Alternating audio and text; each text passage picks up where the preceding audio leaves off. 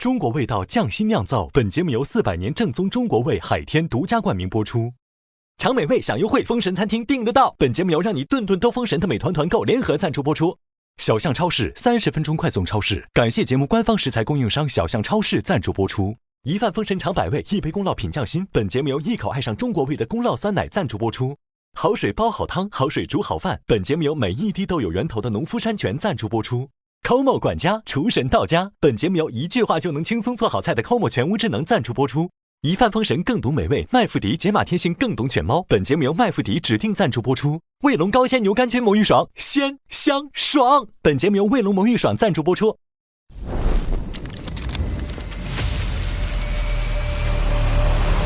去看第一季的节目来说，我也很容易去把自己带入出里面的。如果是我，我可能做得好点。就是很喜欢跟人家比。今天我做好了准备，这一季我就觉得我有信心超过他。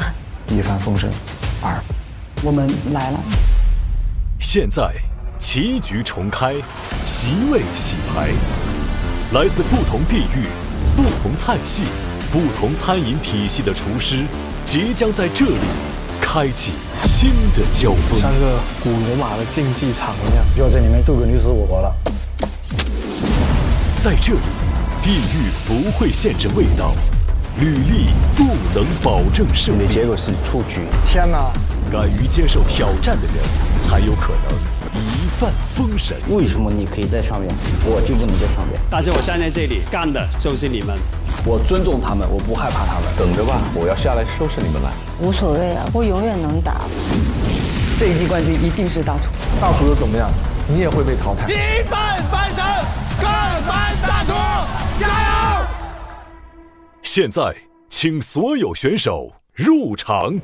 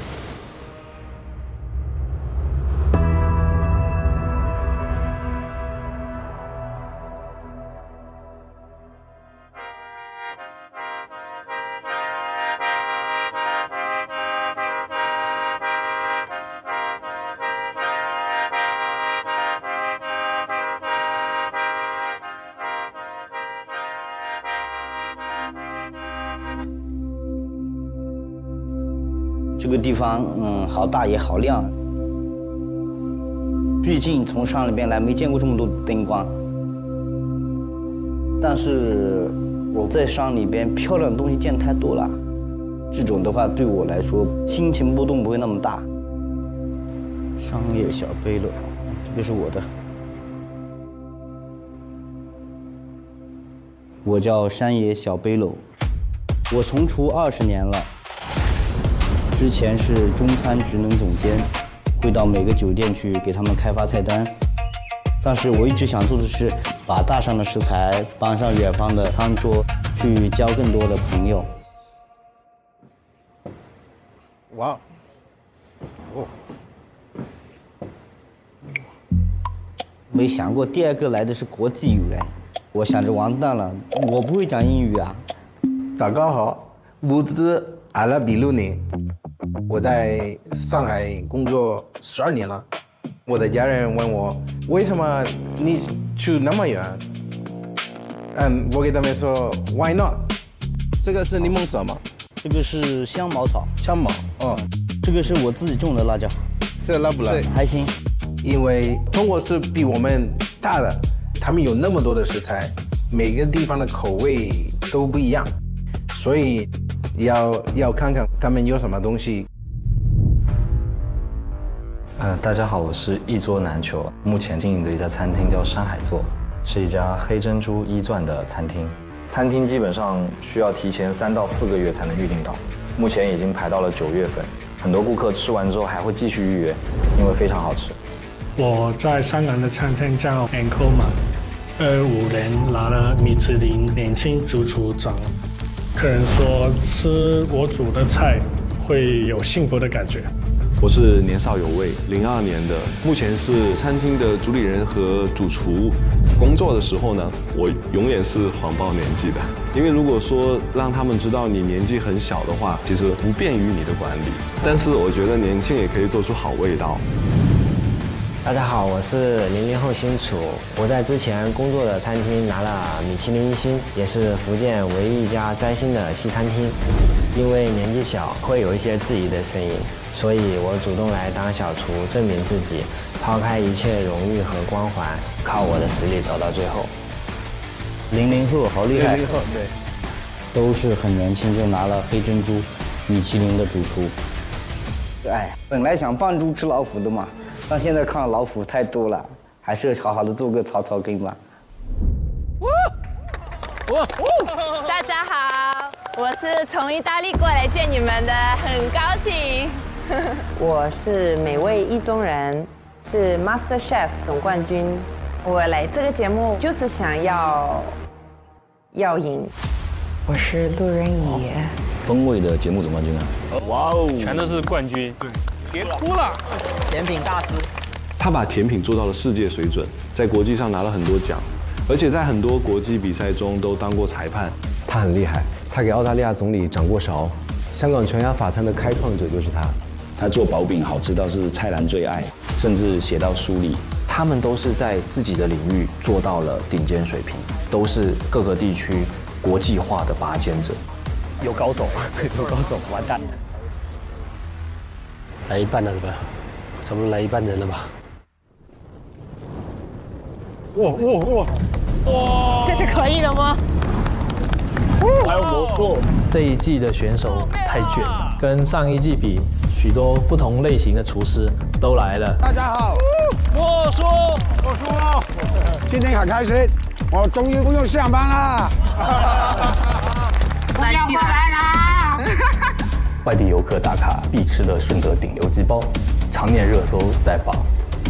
我是一路繁花电视连续剧《繁花》里边的红路，就是我的路。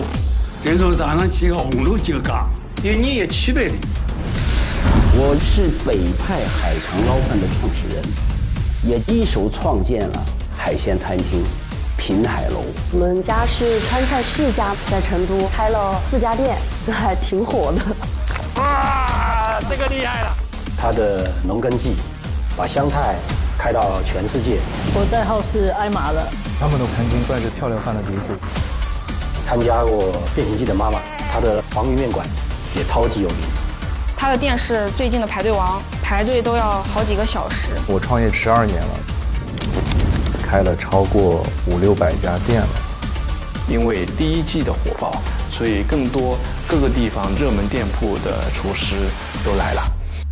这一季还多了好多北方菜的厨师，菜系也更加丰富了。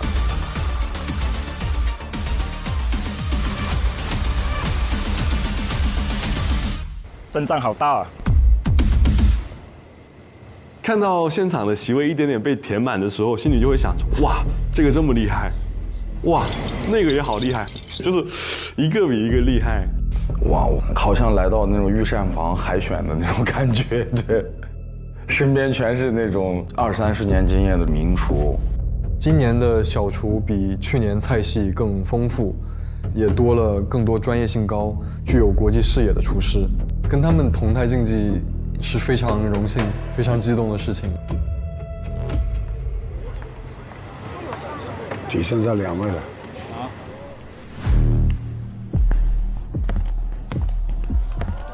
来2位，那一起来2位。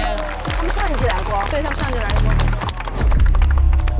复出了，这老人挑战我们新人。不！让我意想不到的是，第1季的选手会回来参加第2季节目，他们本来就很强了，而且呢，他们也有经验，感觉今年的赛事呢会更加的激烈。我们是卷土重来，冲击冠军的客家冲击波。爱卷才会赢。你要卷谁？你要冲击谁？力，过来呀！过来！你过来呀！来就来。这才是真来卷我。第2期小厨确实强了好多，越来越强。但是我觉得以我的实力可以赢，我就想赢，一路赢到底。这个都是小厨是吧？大厨没来啊？哎，你说大厨不会挂头顶了吧？不会是吊威亚下来吧？那不可能。小厨都这么卷了，大厨得多牛！现在大厨会是谁嘞？哇！开始了！哇！来喽！他们真的来喽！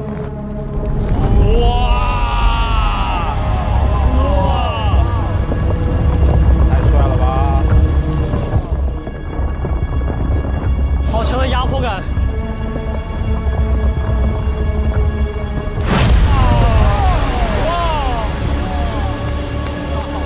帅！重磅出击！我已经起鸡皮疙瘩了。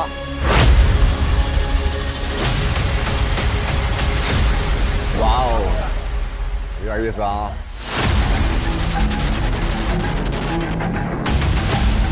应该也是按棋盘一样吧？棋子啊，16个棋子。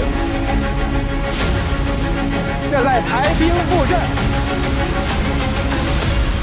大事做。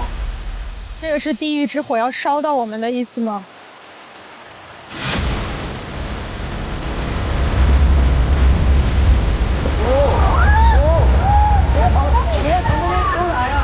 哇，真的是！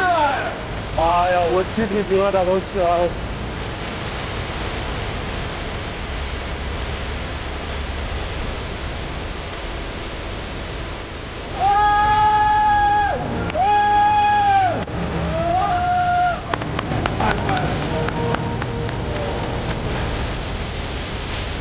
哇，这压迫感太强了！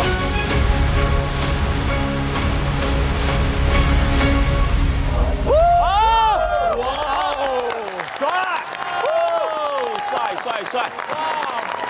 哇，天哪！啥时候咱们也能上去？太帅了！ chef 的压迫感就来了。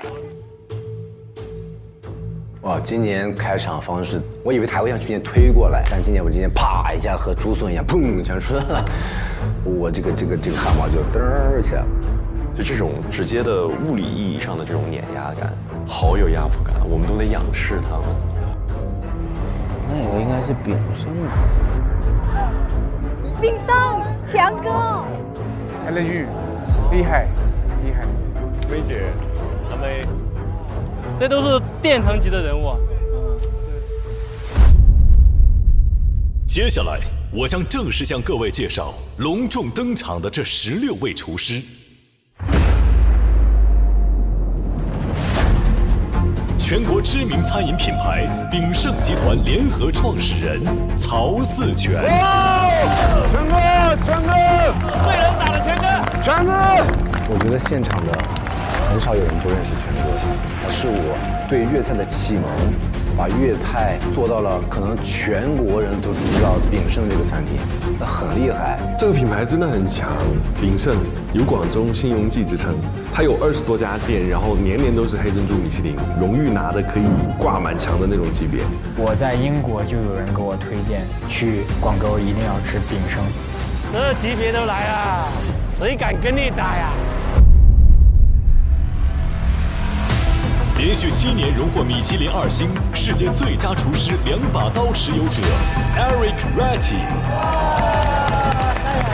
2星，好厉害！我是没想到 Eric Chef 会在现场，因为能获得2把刀的奖项，就意味着这位厨师在国际餐饮圈已经有很强的认可度，而且是世界级的一个水准。去年大厨最高也只是米其林1星，他居然连续7年获得2星，太强了。这个一看就不好惹。海外中餐天花板，黑珍珠二钻餐厅蔡家菜创始人蔡世伟。蔡厨在国外拿过很多奖，他的餐厅是海外极少数获得黑珍珠二钻的餐厅之一。很多泰国人知道中餐，都是因为蔡师傅。很多已经是失传的经典名菜啊等等，他都把它做得很好。今年请了好重量级。哇，今年的大厨们，要么钻，要么心，要么刀，真的厉害。很意外的是，还来了我们湘菜的烹饪大师王师傅。你看，这都是名厨了，对吧？含金量相当高了。这阵容太惊艳了。全球10大创新主厨，华人圈家喻户晓的明星厨师温有成。温有成好红的，很多明星都很喜欢的一个主厨，很多不同的明星去他那里吃饭。技能那一块，他在10几20年前，我已经把所有的奖都拿遍了的，就什么比赛都是冠军，就是那种级别的。我们每一次见到他，恨不得他讲什么，我就在旁边录音。新一代闽菜领军人物，厦门华尔道夫酒店行政总厨杜国金。今年来了更多高端酒店的行政总厨。一个好的总厨，光有厨艺是不够的，必须懂得经营，懂得管理，懂得跟业主方沟通，要能给酒店带来无限大的价值。5星酒店百越系行政总厨，女性厨师代表人物张文文。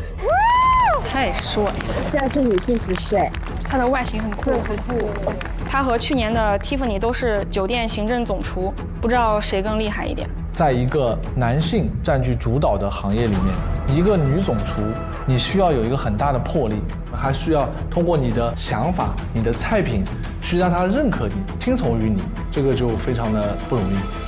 我去过他的餐厅，他不论是从烹饪的思路上还是技法上，都太扎实了，太棒了。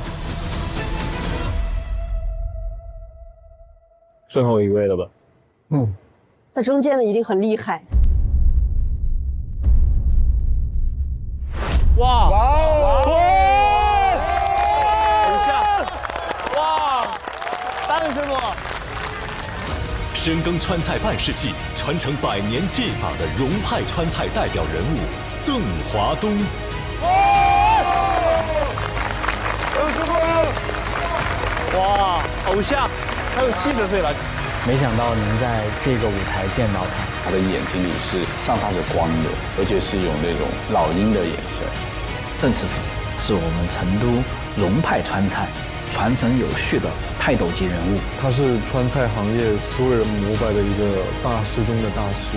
其实不只是川菜界，邓师傅在很多地方菜都有厨师在学习和借鉴。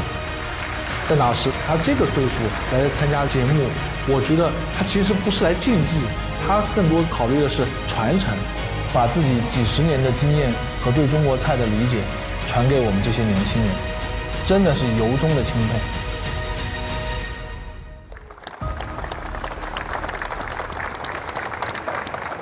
天哪，感觉要跟神仙打架了。现在，100位厨师已集结完毕，开始紧张了，这个氛围。从现在起，大厨小厨2个阵营将展开激烈的厨艺大战，争夺唯一的厨神。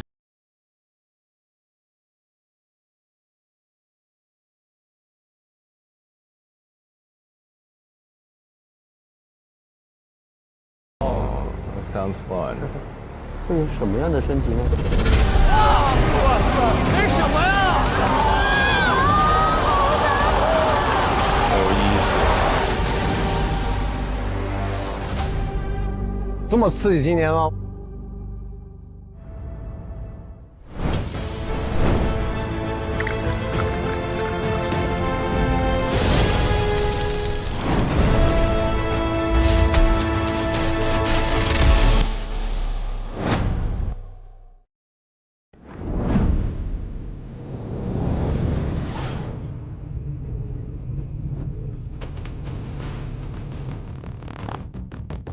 欢迎来到竞技空间。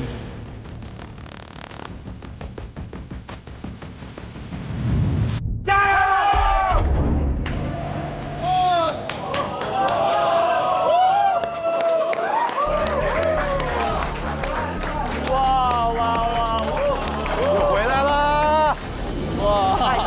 场地，太大了，好大的场地，这不是我梦想厨房吗？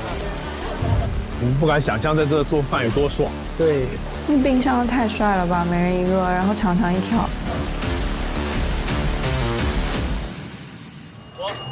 这个跟去年有什么区别吗？更漂亮，更漂亮是吧？升级了是吧？对，升级了，你们升级。这舞台也完全不一样了。这次很不一样的地方是每一个灶台去围成了一个圈，像个古罗马的竞技场一样，带给人一种角斗士进入角斗场的感觉。又在里面斗个你死我活，自然而然的晋级于地下被燃系列。好兴奋啊！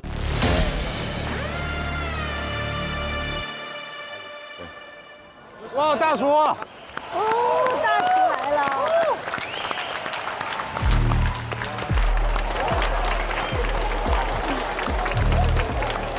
完了，就这样被他们看着很大压迫感。哦，虎视眈眈的看着我们。所以他们是要观摩我们是吗？我们要被俯瞰。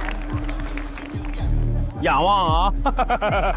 他们有点居高临下的感觉。现在我们虽然站在下边，他们在上面，但早晚有一天我们也会站在上面的，是吧？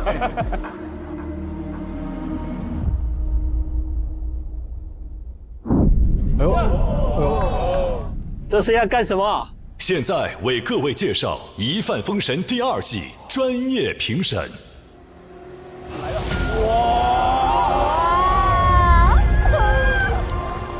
难道是又来了？这感觉就来了，太帅了！今年的舞美哇！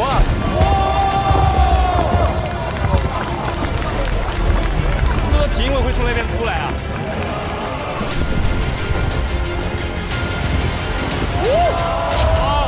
是偶像要来了吗？要来啊！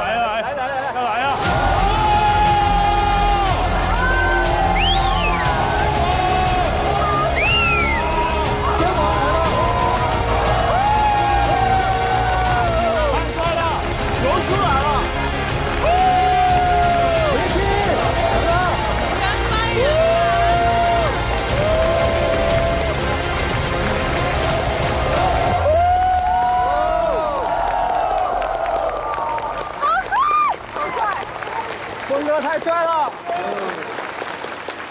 欢迎黑珍珠餐厅指南推荐官，全球唯一米其林之友，通晓全球美味的明星美食家谢霆锋。峰哥，偶像！谢霆锋老师的美食的世界观，我记忆犹新。能进来这个比赛的，好吃已经是基本。我寻找的冠军是要对创造美食有世界观的艺术家。如果不是在比赛啊，我把这盘吃完。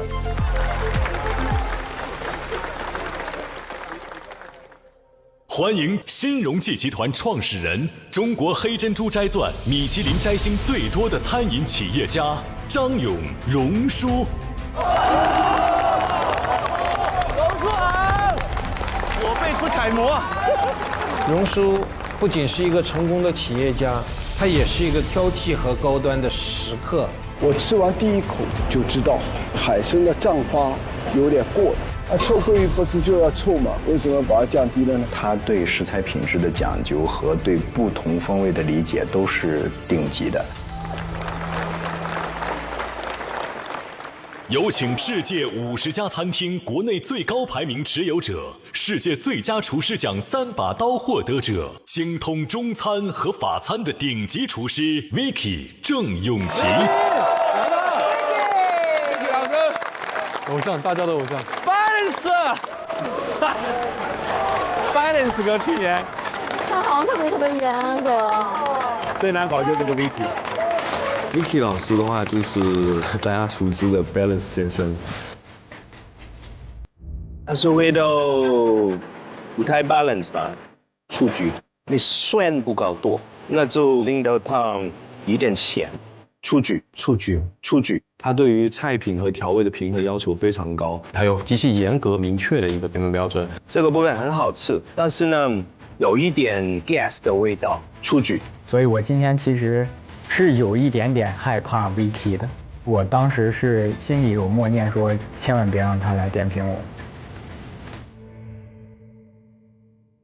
除了以上3位专业评审，本季还有美食观战团一起见证你们的封神之路。还有神秘嘉宾哦，这里。让我们欢迎一饭封神美食总顾问陈小青，美食嘴替李诞，加油！一饭封神第1季3强选手屈雨瑜、杨彦丁、李子安。李大厨晒好黑呀！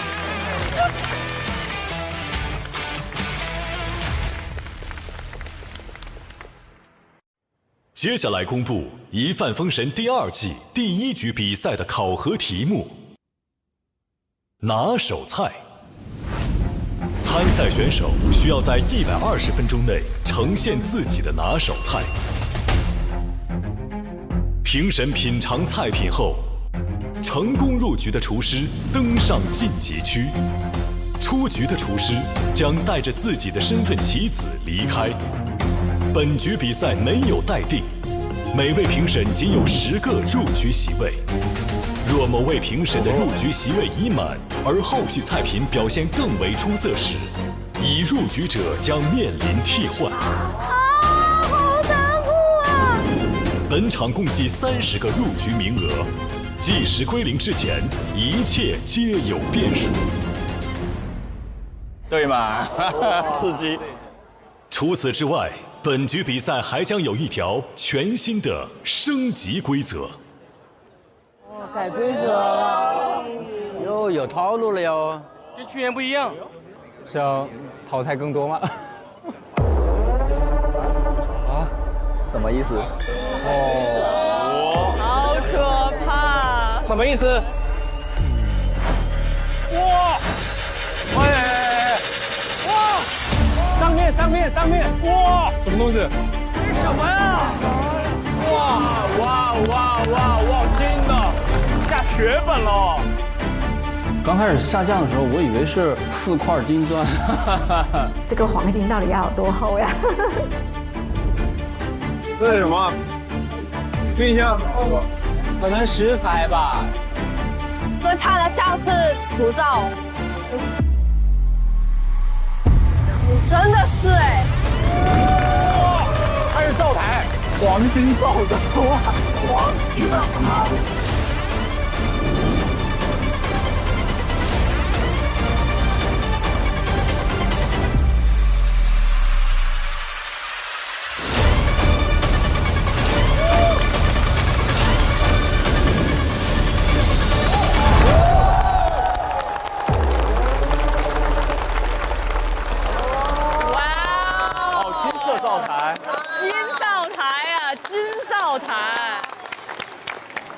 太震撼了！这是我这羊肉串能站这台上烤的多荣耀啊！刚刚落下的4个金色灶台是大厨的灶台，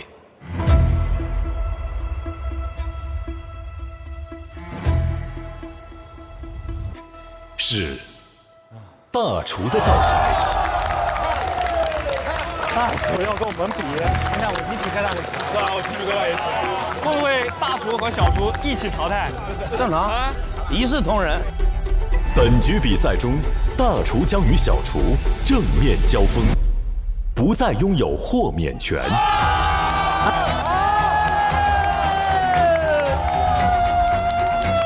直接就跟大厨同台 PK 了，哇，太刺激了！你是大厨又怎么样？你也会被淘汰。我看大厨脸都黑了，笑不出来，看就完了。他们免死金牌了，他们想要拿那个金牌，就需要拿那个金灶把那个金牌铸出来。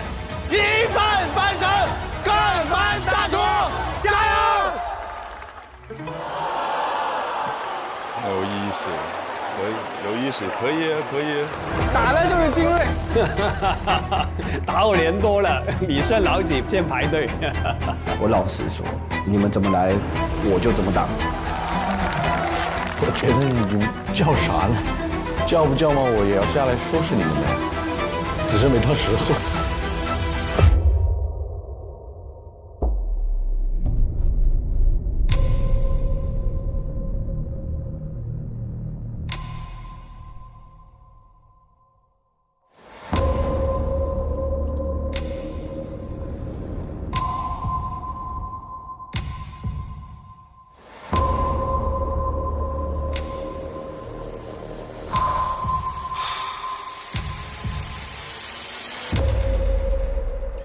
大家准备好了吗？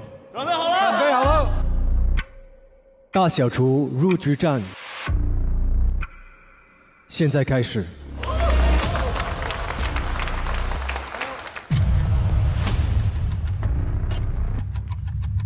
还是感觉到现场有点压力感。对，很激烈的感觉。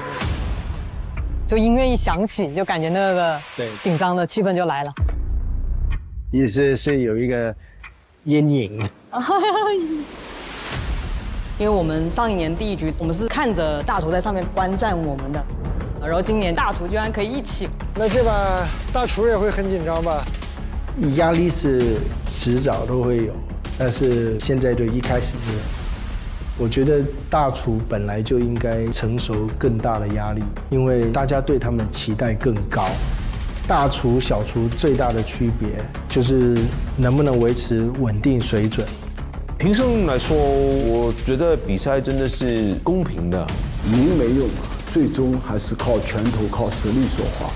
我是觉得对大厨们更难的，他们自带光环，这个金色的灶台多多少少还是会变成大厨们的负担。但是话说回来，有大厨们的加入，就等于小厨你的名额又少了嘛，小厨们的压力肯定是加重的。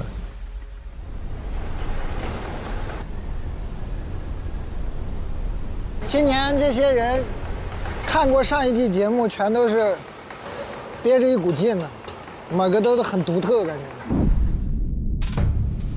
这个机器是做法国血鸭的，它是用这个机器把鸭子血都榨出来。对，然后会用血、鸭肝还有干液去做一个酱汁。哇，你看，好大一条鱼啊！这什么鱼啊？那个是乌苏里江的狗鱼，这个大姐做的是全鱼宴，60分钟全做完。香料狂人，好多盆那个盆栽全是香料，这次他要用30多种。这个做的是海八鲜，用了从南到北各种海里的植物。这些东西都对我来说太神秘了。我的妈呀，他做的这个东西好特别啊！这个是石头鱼，有剧毒，这个要小心哈。是羊眼睛吧？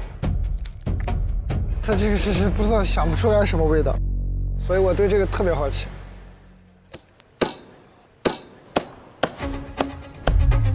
那个做那个烧鹅，他们家是深井烧鹅世家来的，在香港很有名。这卤煮吧？啊，卤煮。卤煮火烧是我祖爷的首创，我们已经传承了上百年了。伦敦魔界一哥，这个也上过央视。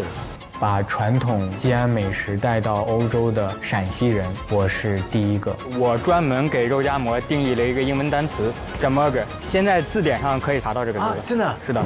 付小姐在成都的创始人，她应该没问题吧？她连料都是今天现炒的。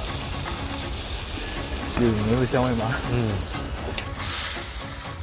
这个大哥是北派海肠捞饭发明人啊！这是真的，聚集了各类高手，真的啊。然后每个人都有自己非常鲜明的特色。哎呀，这感觉第一轮就不好选。中国味道匠心酿造，本节目由400年正宗中国味海天独家冠名播出。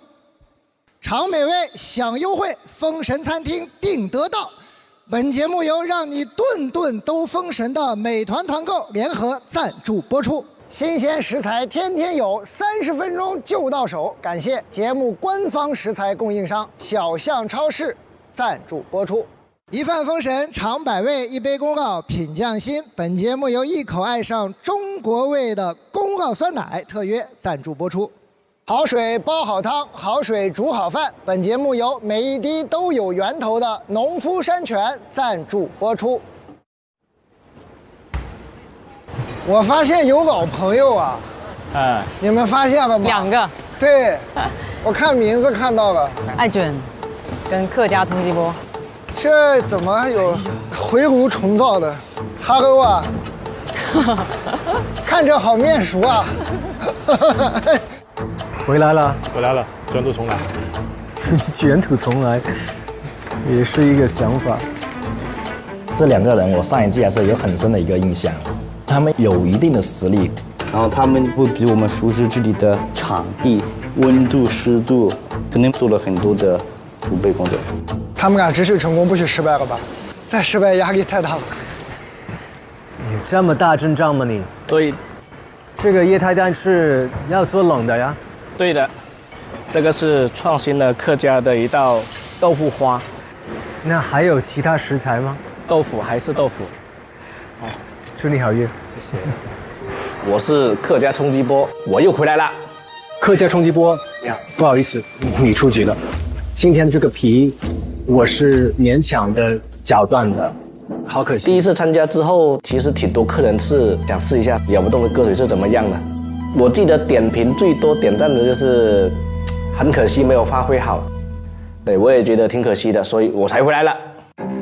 这一次我带来新的菜品，创新的客家豆腐花。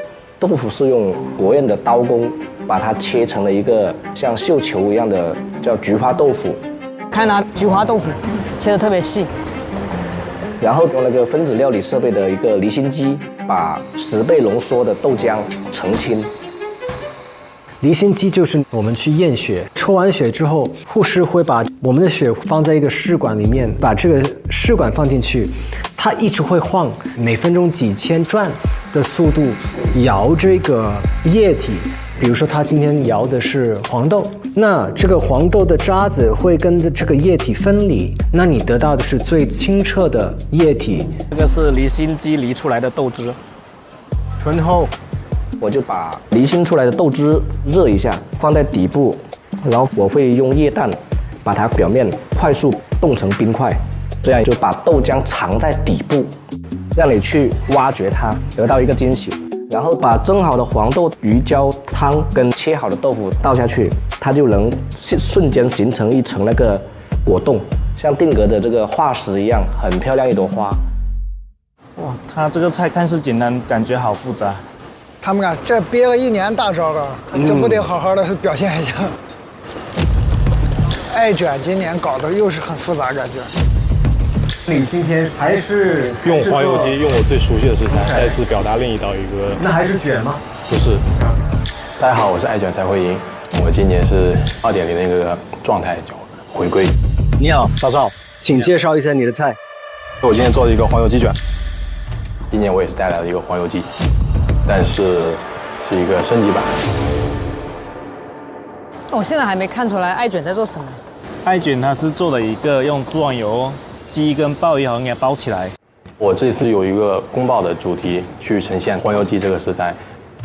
宫保鸡它的一个主要食材就是鸡肉、花生、青葱跟辣椒，它的主要味型就是一个胡辣味和荔枝的一个味型。我这道菜就是想要把宫保里的每一个元素给它都提取出来，单独表达，然后把它融合到了一盘菜里面。鸡肉部分，我用了鸡胸、跟鲍鱼、跟鸡腿做一个3层的一个分层。他做的太复杂了。然后大葱元素，我去用章丘大葱，用低油温去炸了一个京葱酥脆卷去呈现。哦，这是葱吗？对。这是你的 demi glace 吗？这是我做的那个鸡骨汁。味型部分，我用麻辣花生做了花生酱，然后花生酱里面我加入了鸡骨浓缩高汤、黄甜椒、汉源花椒，再加入了自己发酵的一个柚子胡椒，可以体现花生和辣椒部分，同时它又能表达胡辣味和荔枝味。希望这个黄油鸡2.0版本能再一次得到铁坤老师的一个认可。去年的第2轮我失败了嘛，有点不服输的这种感觉，性格在。我很想赢。我感觉第1届还是大意了，所以这一次我做足了准备。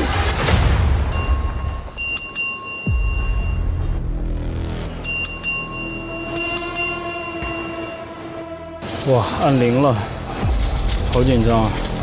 听一下。客家冲击波，冲冲冲！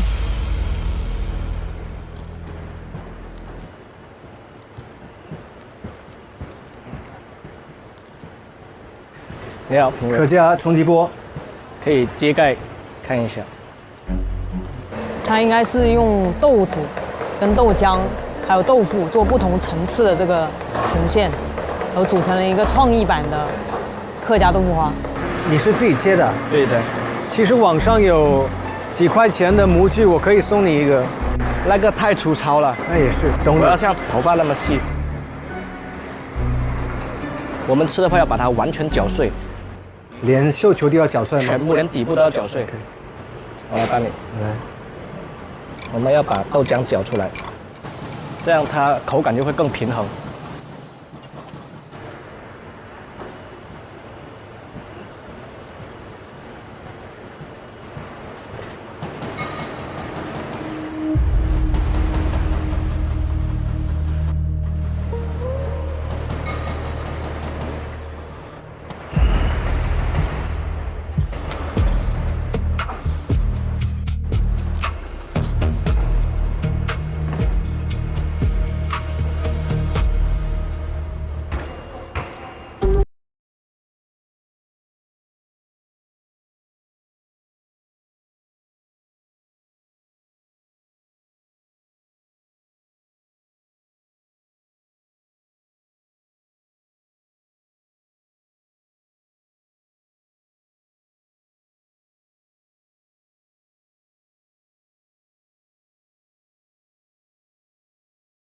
出局，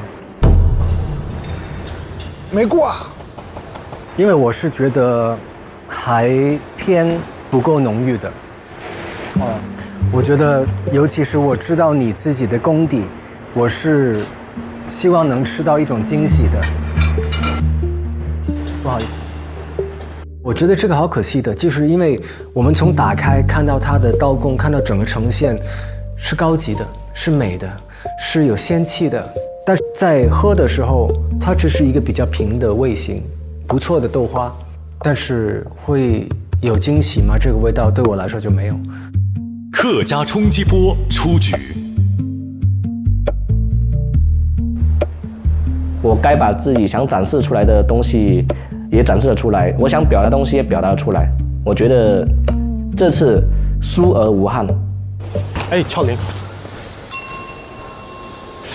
能过吗？哎，在这儿天天挨卷，小伙子第2次来了。Hello， 丁峰老师，这是一个宫保风味的一个鲍鱼黄油鸡，搭配了一个黄灯笼的一个菠萝气泡盐，用来解腻你之前吃过的所有菜品。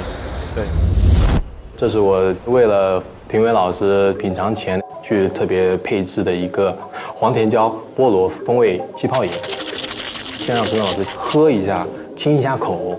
同时又能提前进入我的菜品的风味状态，就是我参加第1季下来的一个小经验吧。这杯东西好好喝，谢谢老师。然后这是我的菜品。你刚刚说这个是一个宫保的一个底，对。但是如果你不说，我还就是觉得跟宫保没什么太大的关系啊。就是它的每一个元素都是在贴切宫保这个主题，宫保鸡的主题。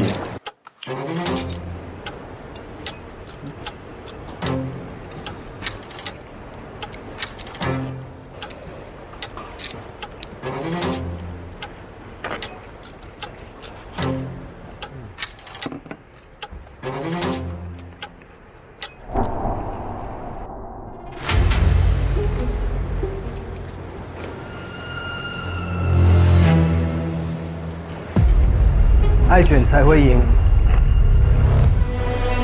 你的结果是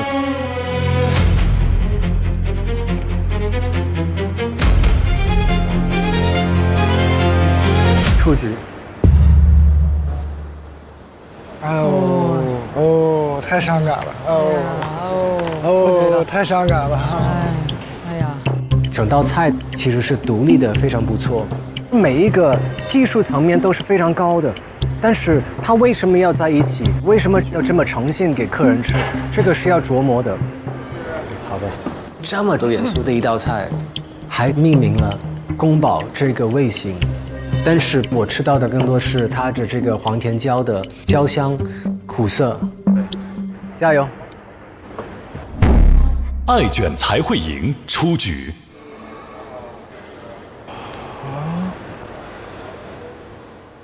在谢霆锋老师评审完这道菜之后，我自己把那个剩余的菜品给吃完了，就感觉是自己成长的可能还不够，然后确实也感觉今年的一个赛制的严苛程度比去年高了很多。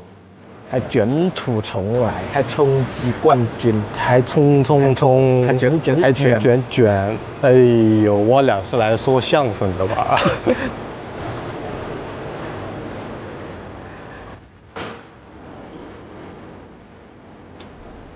其实我好开心可以见到一些愿意返场的选手，他们的所有的技法都是没问题的，但是我们也会希望看到一些成长。去年一帆风顺打造的标杆是今年一帆风顺的门槛，所以我今年的评判标准比去年高了。这个菜是一个青花椒扇贝担担面，那我们这个是面飞面的概念，整个用扇贝做处理以后切成了一个手工面的一个感觉。可能对我来说，扇贝取代不了的是吃面的快感。是碳水的快感。对，业主严选，你的结果是出局。好，谢谢老师。我的招牌菜是5种海蟹炒米粉。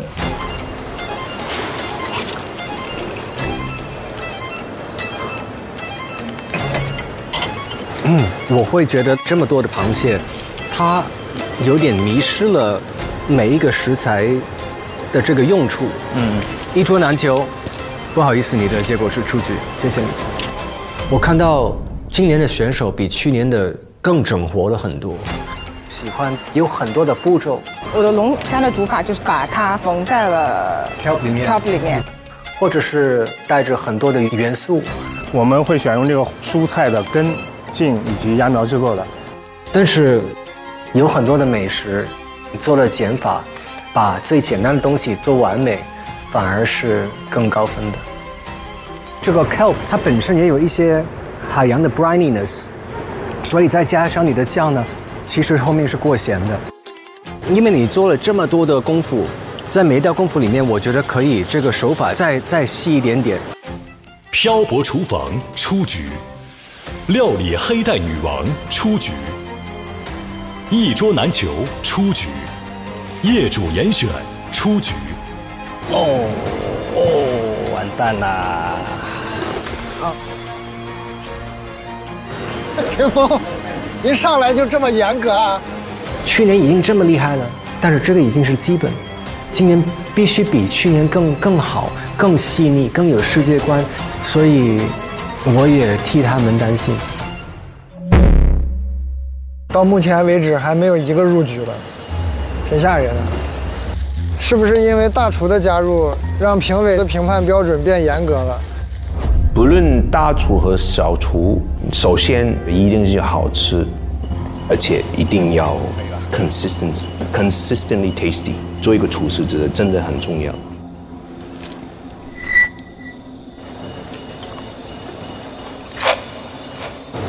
我也没有可能因为你是小厨，我就降低我的本身的标准吧。酱汁紧贴着很烫的盘子，让酱汁有一点点很小的苦味。Dakala press 最重要是酱汁，你放了太多这个压干了。I didn't have that balance of sweetness the duck was almost screaming for。这个酱汁配这个馅饼，你没有在这道菜里面来体现不够 balance。你的结果是出局。谢谢老师。结果是出局。谢谢。北美岩茶生出局，金牌狮王出局，餐桌无国界出局。妈呀，紧张。救大命了！哇，我们的 Vicky 还是一如既往的严格。其实去年 Vicky 老师就是最严格的，每一个很小的细节，他都能感受得到。其实我会更希望是 Vicky 老师过来试我的菜，就是一个严厉的评审，他很满意你的食物的时候，算是一个肯定吧。熊猫，他也是现在香港年轻厨师应该最好的那几个了。我叫后厨熊猫，来自香港。最开始入行是在 Elcia de Can Roca 西班牙的3星米其林餐厅，后来跟了一个 chef 叫 Maxim， 在香港的一家餐厅 Acritures 做到了 CDC 主厨的位置。后厨熊猫，我跟他是同事。他现在的餐厅呢是法国菜，有加了不同的亚洲的元素。熊猫它的创意是满分的。它是法餐厅。那他这次做的是西餐吧？那边Alan做的也是西餐。Hi chef. Oh hi. Hello. 你好。你好。 Very good. What are you making today? 今天做这个金枪鱼 Napoleon， 干了很多年了。他是业界很厉害的。很厉害，我觉得西餐里面是顶尖水平的。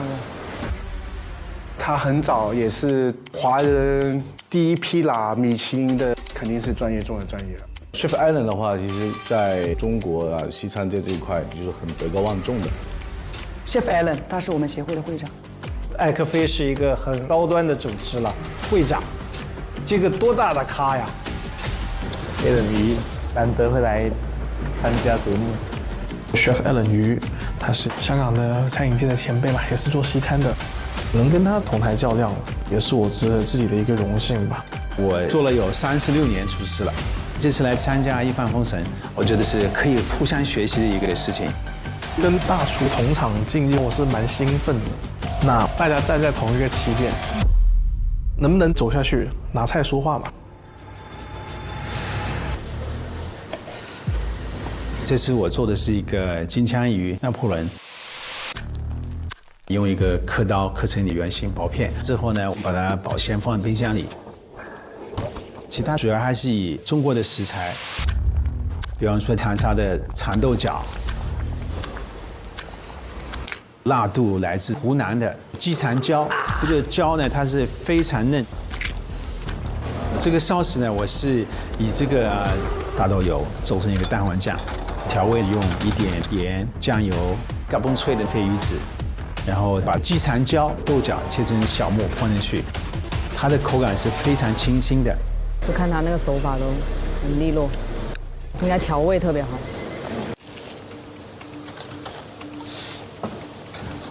其实现在吧，大家都比较讲究健康饮食，我在选调味的时候呢，也会比较注意。像我用的海天有机酱油。就是冲着它拿到了中国、美国、欧盟3个国家地区的有机认证，很靠谱。这样我的菜品鲜甜是来自酱油，咸度也是一部分来自这个酱油，只能把食材的鲜味带出来，吃着也能更健康、更放心。我发现他每做完一步就放到冰箱里，每个东西切好之后，我都放到冰箱去，来来回回，就是一定要保持冷藏那个温度。所以它口感会更好。Alan 鱼，哇，很轻松的感觉哦。看看熊猫做的什么。我这次带来的是自己餐厅里面我自己很喜欢的菜，叫做冬去春来麻薯土豆疙瘩。那来到长沙，我也想说，不要就是说什么东西都外来拿嘛，就去菜市场逛一圈。今天这道菜我会替换掉一些本来在我的餐厅里面用的食材，换成当地新的食材。尝试不一样的口感，手法非常纯熟。切配料的时候，我们先会把马铃薯蒸熟了之后过成泥的状态，然后放进厨师机，搅拌的时候加入一些木薯粉，烧过的开水必须要保持它滚烫，让它把那个木薯粉给烫熟。然后混合好成团之后，我们需要去摸它，看一下它的手感会不会是一个我们适合想要的硬度。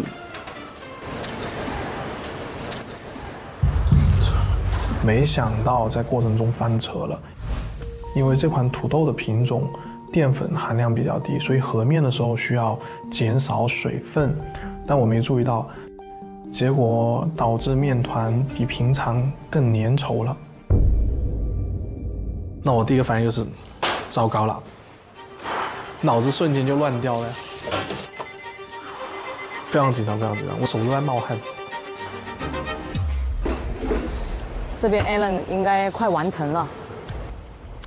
这道菜我是配了一个小薯条，土豆切完之后呢，然后把它用水泡一泡，把上面的淀粉洗掉，然后放到70度低温的油里面慢慢炸，炸出来的是金黄色脆脆的，提供更好的口感。这道菜我已经做了差不多有35年了，基本上在每个城市、每个国家做完了之后呢，非常受欢迎。我女儿、我妈妈特别喜欢吃，所以这个菜我是非常有信心的。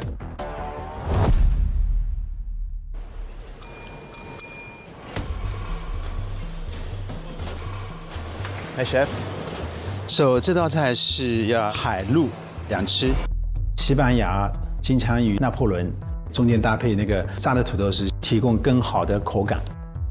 你在餐厅是一模一样的，还是你？餐厅会比较 portion a little bit bigger， 大一点，会，但是味道是一模一样的。味道基本上是一样。OK， 是。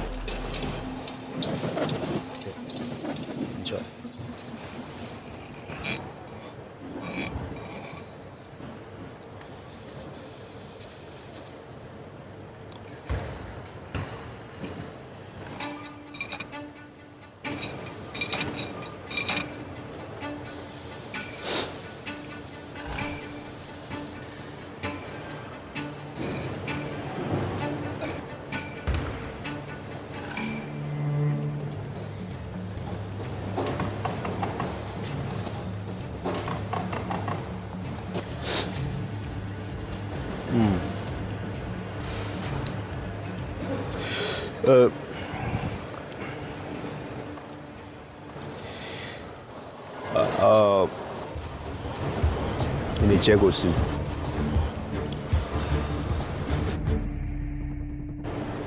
你的结果是出局。结果是出局。谢谢。你选的吞拿鱼跟在西班牙选的很好的，因为我本身喜欢西班牙的 tuna。是。这样子这个口感也是很好。这应该是脆还是不脆的？是不脆。它这个应该是脆的嘛？应该是脆的。对，我们一般会用一个 potato twirl， 但是需要烤箱和一个 slicer， 所以我是用这个 fresh instead，texture 会变一点。其实道菜是不错的，但是土豆脆条，不是脆的。我相信你在餐厅这个是超级脆，对吧？是。我也很想到你餐厅再吃这道菜，因为我相信在你餐厅一定是好吃。可是，在比赛里面，那你放在盘子上面，我就一定要挑。因为你在餐厅呢，客人过来吃饭，永远不会给机会你犯错的，这个就是一个最正的一个情况，那我们做评审也是应该真实一点。Thank you so much, though. Alan 鱼出局 ，Alan 鱼出局。啊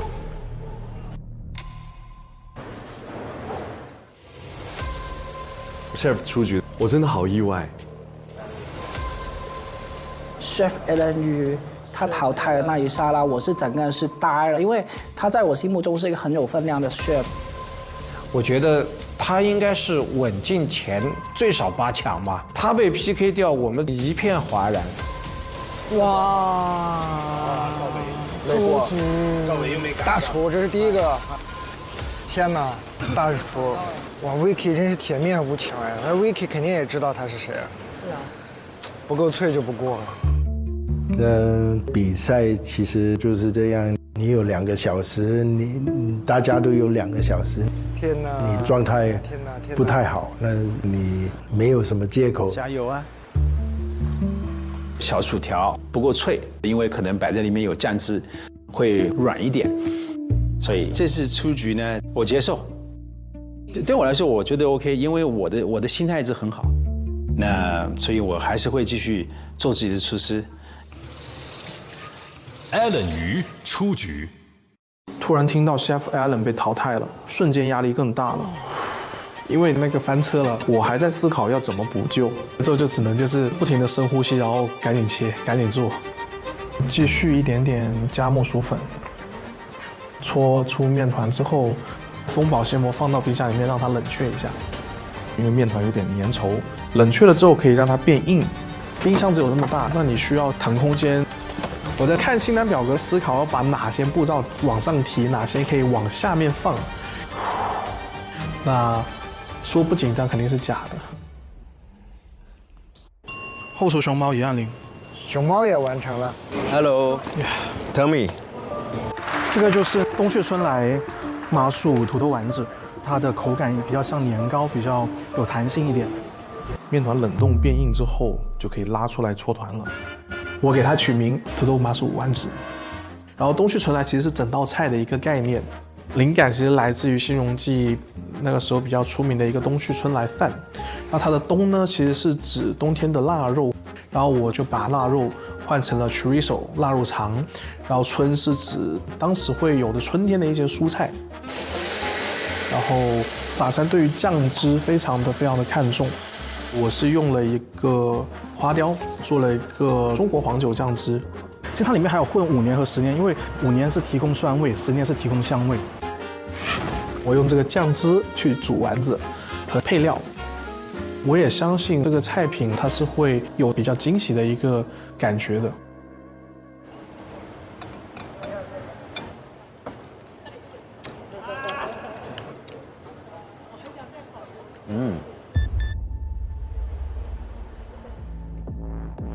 他做了一个中国的一个黄角的酱，很复杂。我是一直在盯着他的表情，就看到他开始有点小挑眉，我就开始非常紧张，超级紧张。这就是 tapioca starch 的 gnocchi。对 ，gnocchi 是。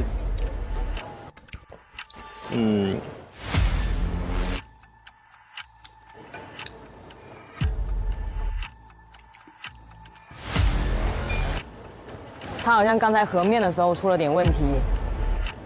那入局也有点难了。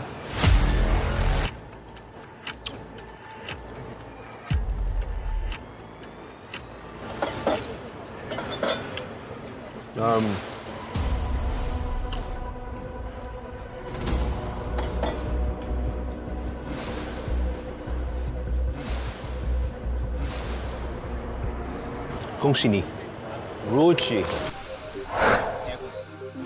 Thank you, chef. Thank you. Thank you so much. Very good. I like it. I like it a lot. 麻糍一样的 gnocchi 很好吃。这道菜 is very seasonal. It looks like spring. And everything, the balance of the flavors, the use of the 2 different yellow wines. Very good dish. Thank you, chef. Wow. 后厨熊猫入局。Very good. 看来他把丸子的口感救回来了，不简单。他做了一个 gnocchi 的东西，第一口呢就是很鲜甜的一个黄酒的酱汁。那黄酒呢，那它也用了不同的年份做了一个平衡，那配搭的很好，应该有酸的，应该有鲜的，应该有甜的，全都有了啊。它也很尊重现在使用的食材，然后每一口不同的蔬菜吃下去了的不同的感觉，很复杂。这是一个我从来没吃过的一个口感。这第一个入局了，这个小厨牛啊，是的。大厨那边压力大，神仙打架在台上，封神一口在桌上。上美团 APP 搜“一饭封神”，吃节目同款美食，用美团团购封神美味，找得快，热门餐厅订得到。第一位大厨出局的时候，觉得这个赛制还是蛮残酷的。你之前的荣誉是之前的，现在所有人都是归零，不会分大厨小厨，我觉得我们所有人都是厨师，都是一样的。我觉得这次的赛制很好，公平，不管大厨还是小厨，大家都得拿自己手上的功夫说话，不是拿名号说话。我不会因为谁是大厨，好像他就是要加分多一点，我只看菜。好奇全哥做啥？我上大学的时候就吃过全哥的黑叉烧。全哥，其实我想不到全哥会来参加这个比赛。我看到草石前，我说哇塞，这是一座像山一样的压力，那个。觉得他是一只很厉害的大老虎。曹师傅呢是现在粤菜新派菜里面的天花板，最高级的厨师。去广州吃过他各大餐厅，道道都很好吃。他在我们广州算是比较标杆的，也被称为广州新荣记的地位。这一次我要带来炳胜招牌叉烧升级的全新版本2.0。很期待它这个叉烧。我也是。我想学做出来脆脆的，跟一般的真的不同。而且它很像用那个肉都是特别肥的。现在应该加入大量的糖。对，当糖和油脂在一起的时候，最嗨是会让人致瘾的。哎，现在这些坏人已经不给我们单吃油和糖的机会了。都知道把它们混在一起了。哦，我觉得他这个做法应该就是用糖的这种焦糖口感去呈现，它没有腌进去，它是用那个焦糖的表面去炭烤，变一个脆壳那种感觉。是。全哥受伤了，他不是搞这个的吗？他是搞这个把手给弄伤了。全哥太搞笑，拖着一只断手，太夸张。对的，因为来之前就是跟运动对抗的时候，把你手的那个筋断了，我现在受力受不了力的，有影响的。以前的脆皮沙司可能有点小力，但是我们这一次来加一些香茅的香气，让你口腔里面特别的舒服。脆皮叉烧是炳胜首创首发出来的，没有脆皮叉烧之前没有这个名字，可以说是一直被模仿，从来没有被复制的一个产品。哇，这叉烧出锅了，叉烧也要哇，太香了，看着。哦，我想现在下去吃。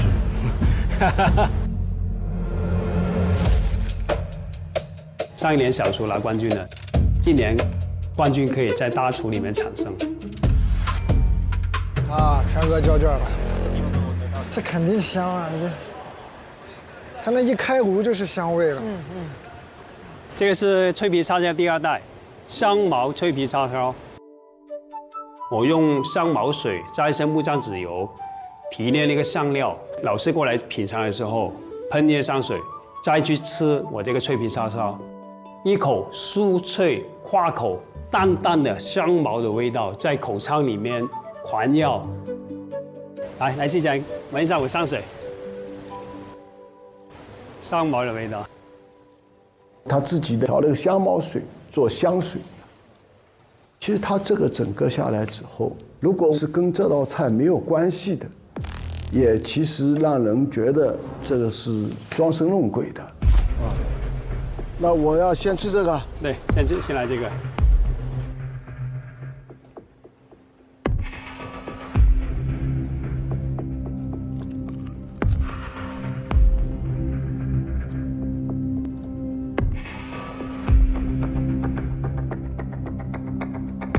其实我觉得一道叉烧，从它的整个理念到呈现到搭配，我觉得做的。